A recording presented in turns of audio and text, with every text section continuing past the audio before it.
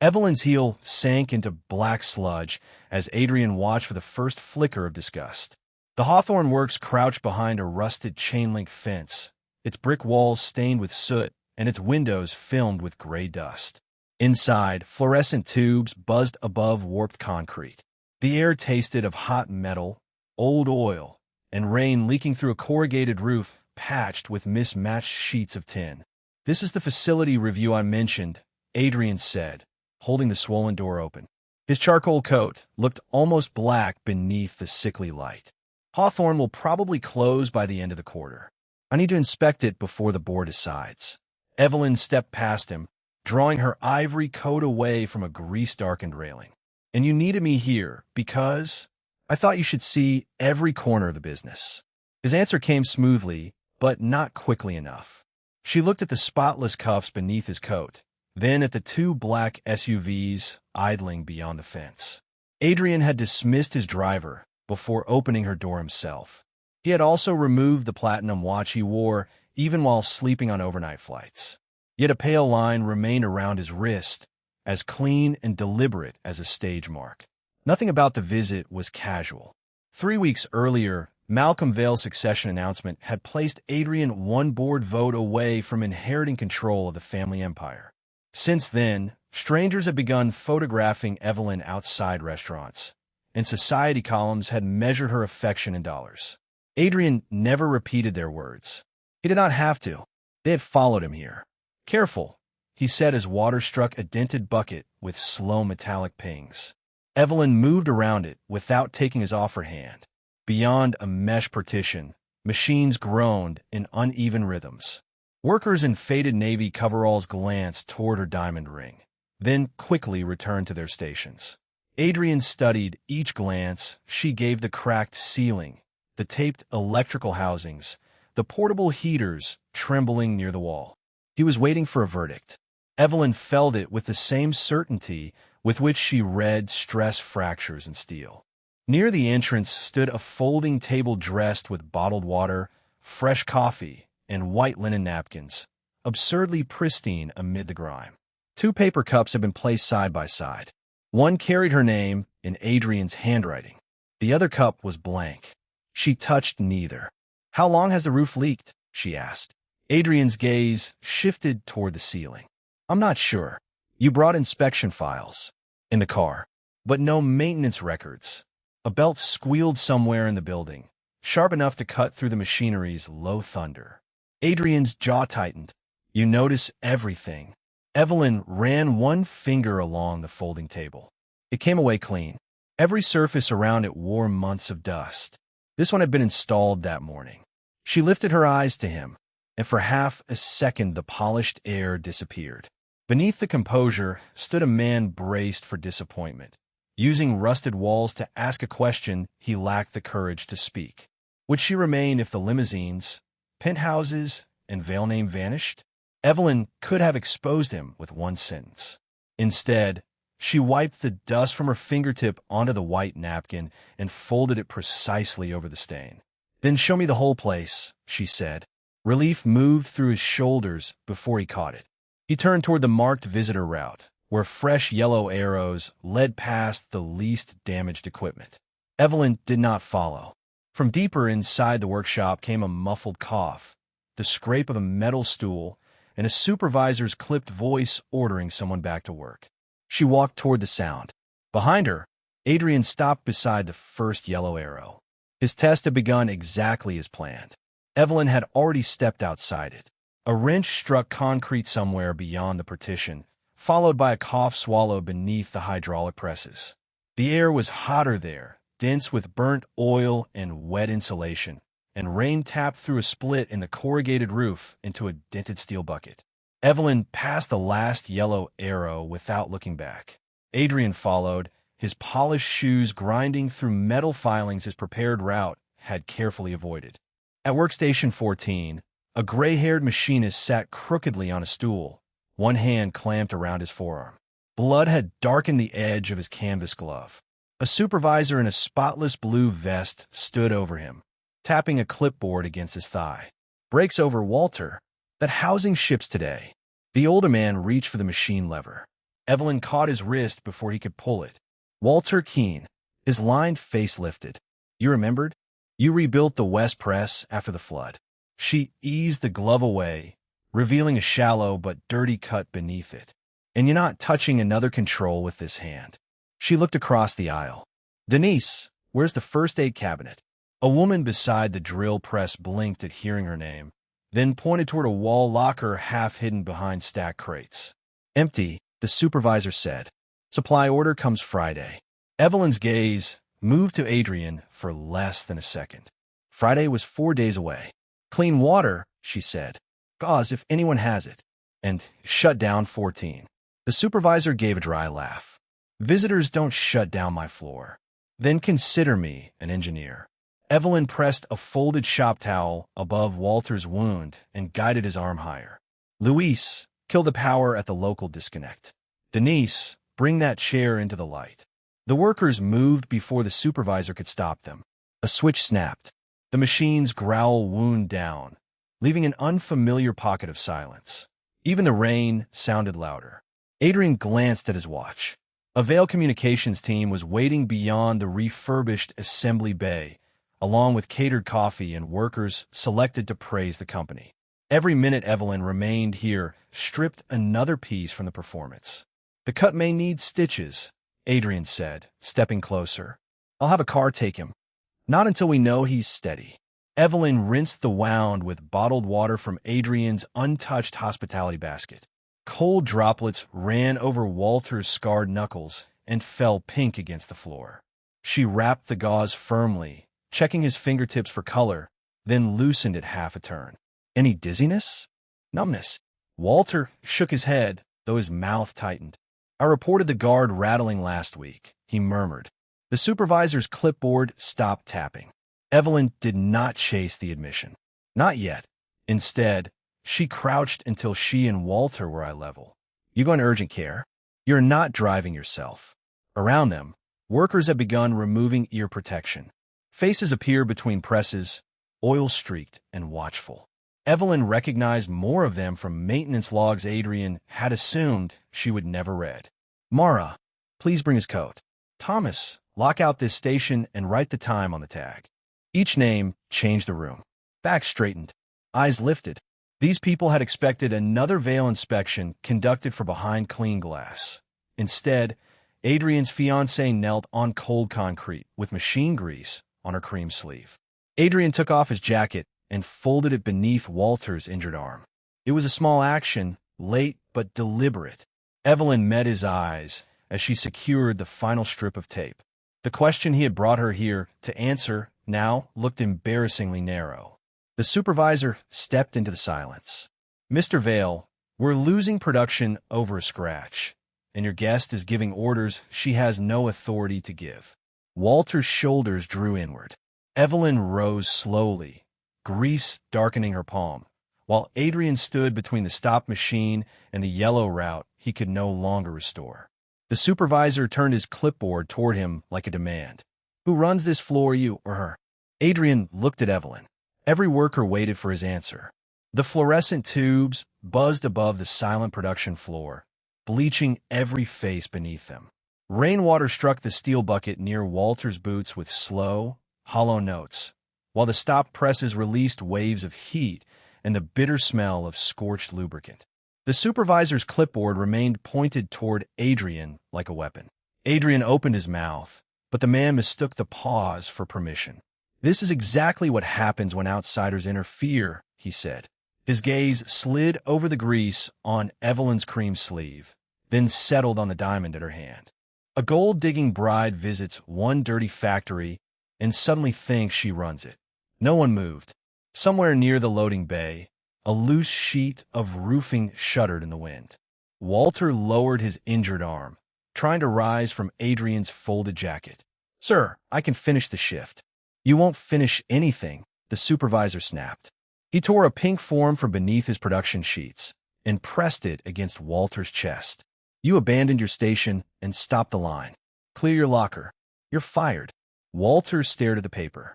Oil had settled permanently into the creases of his knuckles, but his fingers trembled against that thin pink square. Around him, Workers looked down at their boots. They knew the ritual. One person punished, 50 people taught to remain quiet.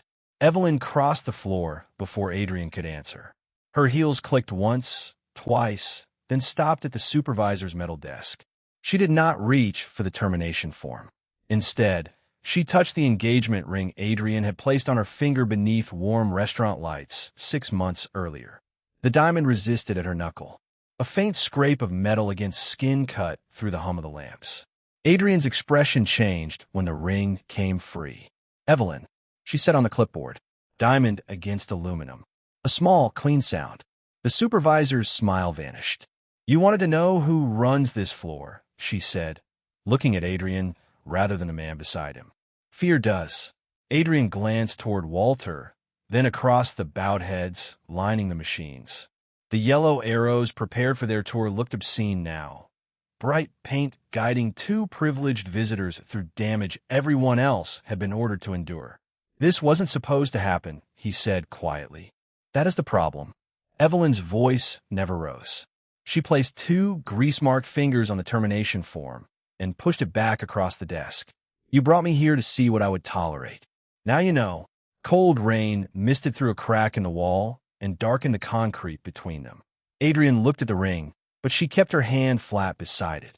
"I will not enter the Vale family," she said, "if its wealth is built by teaching injured people that hunger is more dangerous than broken machinery."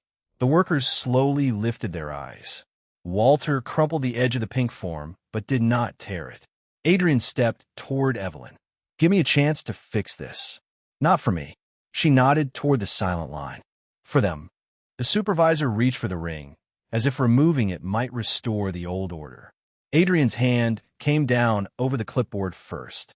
"Don't touch it." His voice carried farther than a shout. Then he faced the supervisor. "Walter is not fired. No one restarts this line. Bring me every maintenance report, payroll record, and shutdown order from the last 12 months. Color drained from the man's face beneath the fluorescent glare. "Those files aren't kept here." Adrian closed his fingers around the clipboard, leaving Evelyn's ring where it lay between them. "Then tell me where you hid them." The supervisor said nothing. Behind him, the rain bucket overflowed, sending a dark stream across the floor and beneath the locked office door. Adrian stared at that door as the first worker stepped away from his machine, and then another. The test had ended. The reckoning had found its first witness. Rainwater crawled beneath the locked office door, carrying black threads of grease across the concrete. Somewhere inside, a printer coughed once, then fell silent. Adrian held out his hand to the supervisor. "The key." The man's jaw tightened. "Corporate requires authorization." Evelyn remained beside Walter, pressing clean gauze against his palm. Her engagement ring still rested on the clipboard between them, cold beneath the white factory lights. Adrian took out his phone and called security. 10 minutes later, the office lock clicked open. Heat rolled from the cramped room, thick with toner, mildew, and stale coffee. Metal cabinets lined one wall, but their drawers had been emptied. On the desk, a paper shredder hummed beside a half-filled bag. The supervisor stepped toward it. Adrian unplugged it first. "You've done enough." Evelyn did not follow him inside. Instead, she guided Walter toward a chair and asked another worker to bring the first aid log. Her choice left Adrian alone with what his family name had permitted. He searched the desk without ceremony. Beneath an invoice tray lay a folder stamped Hawthorne Redevelopment. Its pages were not maintenance records. They were land surveys, demolition estimates, and draft purchase agreements signed by executives from 3 Vale subsidiaries. The dates went back 11 months. Adrian turned to the production reports stacked beside them. Failed ventilation repairs had been marked deferred. Roof replacements had been denied. Orders had been rerouted to newer plants. Then Hawthorne had been blamed for missing its quotas. The losses were manufactured. So was the decay. A final memo recommended closing the facility before the quarter ended, allowing an executive partnership to acquire the riverfront property through a shell company for less than 1/3 of its assessed value. The supervisor watched Adrian read the last signature. "This came from above me, and you enforced it below you." Adrian stepped back onto the floor, carrying the folder in one hand. The machinery had gone quiet enough for everyone to hear rain striking the roof. He faced the workers first. Hawthorne was not failing. It was starved. The supervisor moved toward him. You cannot say that publicly. Adrian's gaze shifted to the red emergency switch. He turned the lockout key, sealed the shutdown, and handed it to Walter. Then he called Vale headquarters on speaker. The board's secretary answered beneath the faint clink of glassware from some distant dining room. Adrian read the document number, suspended the Hawthorne supervisor pending an independent investigation, and ordered every redevelopment transaction frozen. Silence filled the call. At last, a director spoke. Your succession vote is next week. Withdraw that order tonight, and this can remain internal. Adrian looked across the stained floor at Evelyn. She did not nod. She did not rescue him from the choice. Her thumb merely held the gauze steady while Walter's breathing slowed. No, Adrian said. The voice from the phone hardened. Then the board will reconsider whether you are fit to lead. Do that. He ended the call.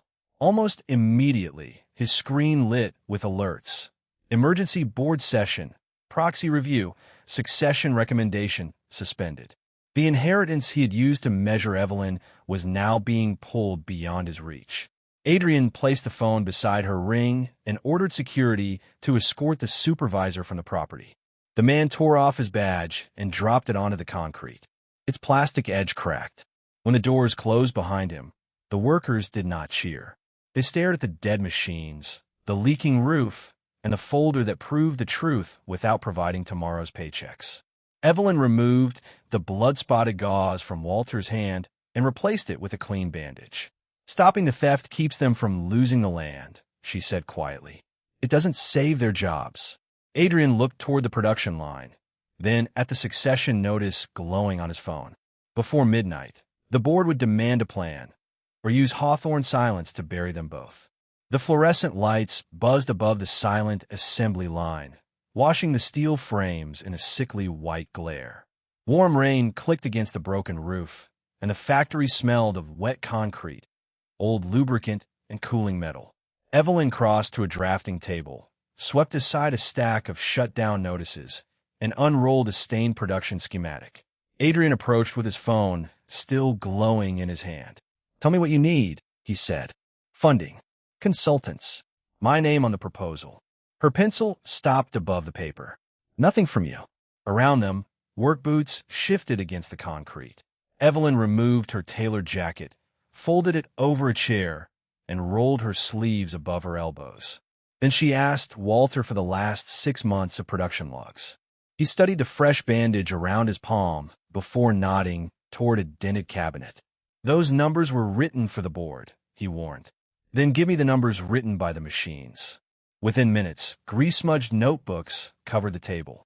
Evelyn moved from station to station, measuring warped guides, tracing dead wiring, and listening as operators described defects management had ordered them to ignore. She did not promise to protect them. She asked what each machine could still do. By 10 o'clock, chalk lines covered the floor.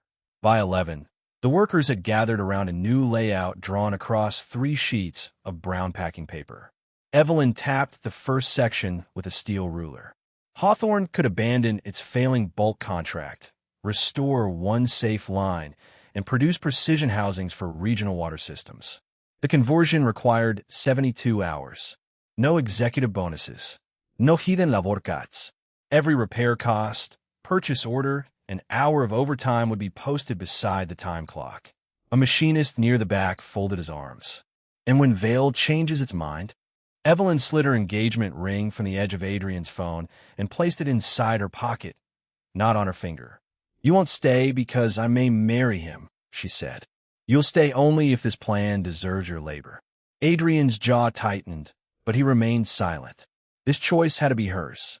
Evelyn drew a thick red line through the projected output. I could design the conversion.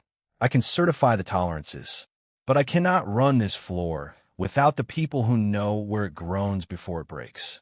Walter looked toward the dark presses. One by one, the others followed his gaze. The building seemed to hold its breath beneath the rain. Then he took the production lockout key from his belt and set it beside a ruler. Safety checks first, he said. Every station. Evelyn closed her fingers around the key. Every station, she agreed. Chairs scraped forward. Operators began calling out inventory counts. Someone rolled a portable work light toward the table, flooding her design with amber heat. The workers had not chosen the Vale Empire. They had chosen a blueprint they could inspect and a woman willing to let them challenge every number on it. At 11:47, Evelyn photographed the completed rescue plan and sent it to the board under her own engineering credentials. No Vale title appeared beside her name.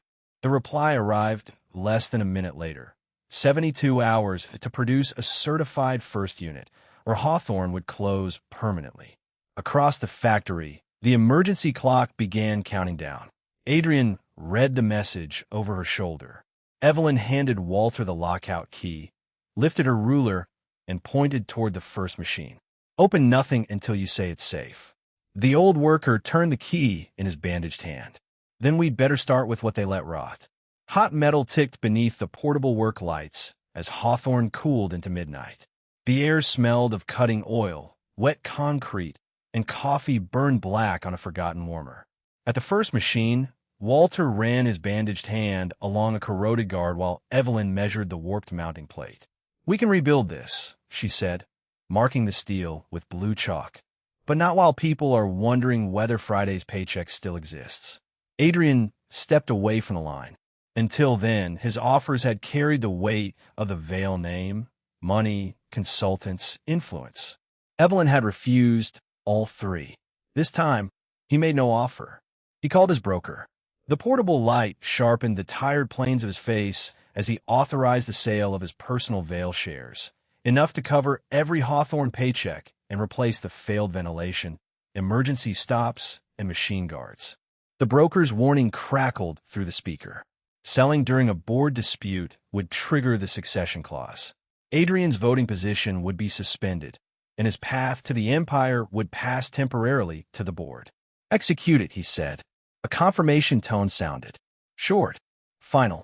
On the wall monitor, his internal title changed from designated successor to non-voting shareholder.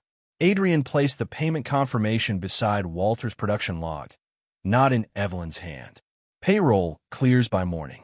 Safety funds are under Walter's approval. No conditions. Walter studied him for a long moment, then stamped the first repair authorization. Across the floor, dormant tools woke. Socket wrenches snapped, carts rattled over cracked concrete, and an exhaust fan coughed dust before settling into a low mechanical hum. Evelyn watched Adrian return without the invisible armor he had worn in Hawthorne. His phone vibrated again. He turned it face down. Hers lit up seconds later. The message came from Calder Municipal Systems, offering her the lead engineering contract she had spent 18 months pursuing.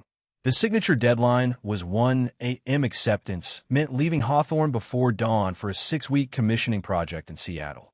The fee could have secured her independent firm for years. Adrian read nothing over her shoulder. You earned that contract, he said. Take it. We'll find another engineer. Evelyn looked toward the stripped machine. Walter was checking each lockout tag, while 2 workers lifted the damaged guard onto a scarred wooden bench. Beyond them, 71 hours glowed red on the emergency clock. She opened the contract, pressed decline, and sent it before the warmth could leave the screen. Then she forwarded her conversion drawings to Hawthorne's shared terminal, stripping away the private restrictions that would have kept the design exclusively hers. For this run only, she told Walter. Every revision stays visible. Every safety objection stops the line. Her signature appeared beneath the release under her own credentials. No Vale title, no engagement status. Adrian glanced at the bare finger where her ring had been, but he did not reach for her hand. Instead, he pulled on work gloves and took the position Walter assigned him beside the parts washer. Money had not purchased Evelyn's loyalty, and sacrifice had not restored his claim to her. It had only earned him a place on the floor. Near dawn, the repaired ventilation system drew the bitter fumes upward, and cold river light seeped through the dirty windows. The first housing emerged from the milling station, silver-edged and warm enough to steam against Walter's inspection cloth. Evelyn's caliper clicked around its rim. One measurement passed, then another. The workers crowded closer as she checked the final tolerance. Her thumb stopped. A thin red error line glowed across the digital display, 12 thousandths of an inch outside certification. Walter looked toward the countdown, 58 hours remaining, then at a fractured alignment bed that no amount of money could replace in time. "We can make another," Adrian said. Evelyn set the rejected housing beneath the amber lamp and studied the uneven cut. Not on this machine. Somewhere beyond Hawthorne's brick walls, the Vale board now controlled the clock, the succession, and the closure vote. Inside, Adrian had surrendered his inheritance. Evelyn had surrendered her future contract, and the only machine capable of saving the factory could no longer hold a certified line. The test unit cooled between them, with a flaw too small to see and too large to ignore. A black sedan rolled through Hawthorne's rain-slick gate, its tires whispering over broken asphalt, while cold wind threaded through the factory's cracked windows. The engine stopped. For one suspended beat, only the alignment bed's uneven hum disturbed the oily air. Then Malcolm Vale stepped onto the floor. His charcoal overcoat carried beads of rain. Polished shoes crossed the yellow safety line until Walter raised his bandaged hand. Visitors sign in. Malcolm's gaze settled on the old worker, then on Adrian's oil-stained shirt, and finally on Evelyn beside the rejected housing. "Still giving orders, Walter?" Walter held out the clipboard. "Still keeping people alive." Malcolm signed. Adrian moved away from the machine, but Evelyn stayed beneath the amberwork lamp, one palm resting on the flawed unit. No assistance followed Malcolm. No lawyers. Only a worn brass key lay in his hand, its edges dark with age. He fitted it into a narrow cabinet built into a brick column and opened a door everyone else had mistaken for an electrical panel. Inside hung a faded photograph. 3 young men before Hawthorne's original furnace, Malcolm among them, his sleeves rolled above soot-blackened forearms. Below it rested the factory's first payroll ledger. Before the Vale name was carved into glass towers, Malcolm said, it was stamped on parts made here. His fingers tightened around the cabinet door. "Hawthorne was our first facility. My father mortgaged his house to keep these furnaces lit." Adrian looked across the leaking roof and patched conduit. "Then why let the board bury it?" "Because I believed numbers that had been prepared for me."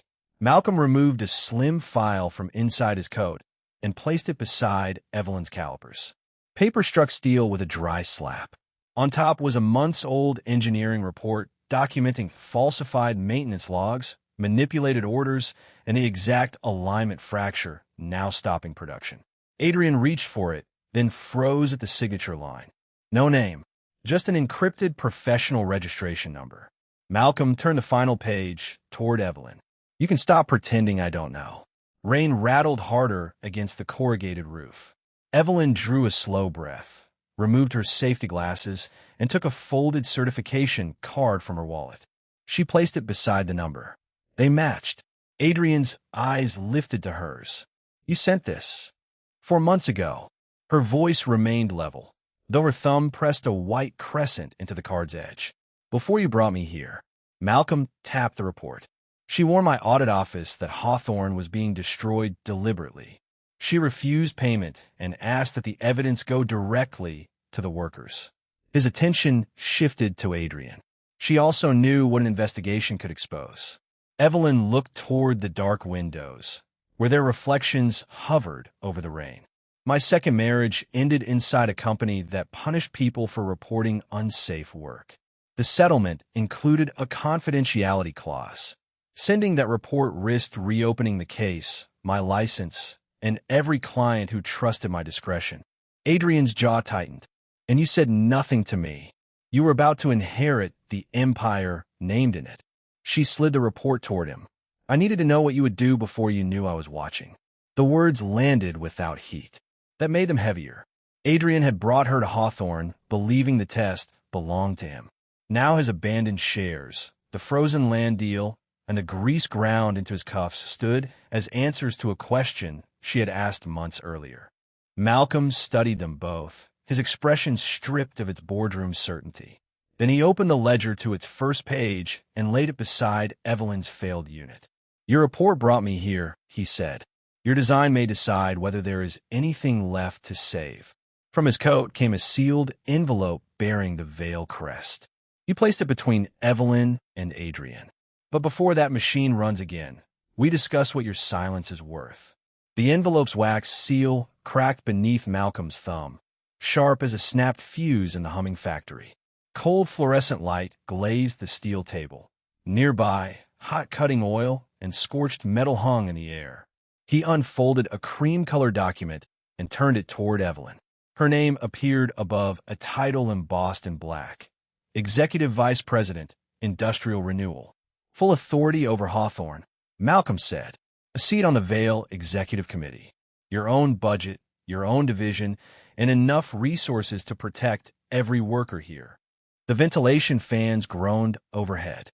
Evelyn did not touch the paper. "What do you want buried?"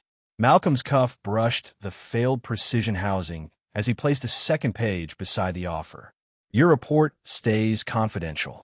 The supervisor takes responsibility, the land transaction disappears, and the Vale board handles the rest internally." Behind the glass partition, Walter and the night crew stood motionless among coils of cable and open tool chests. Malcolm lowered his voice. "You can expose the scheme and watch the board close Hawthorne before certification, or take the position and save it." Evelyn lifted the proposal. For 1 second, Adrian saw the future his father had designed: polished offices, guarded elevators, power offered in exchange for one carefully managed lie. Then she tore the signature page once, twice, and laid the 4 pieces across the first Vale payroll ledger. A factory saved by silence still belongs to the people who purchased that silence. She opened her worn leather portfolio and removed copies of the engineering report, maintenance records, production logs, and land transfer documents. Instead of handing them to Malcolm, she walked to the glass partition and unlocked the door. The workers entered beneath the white factory lights, their boots striking concrete in an uneven rhythm. Evelyn placed the evidence in Walter's bandaged hand.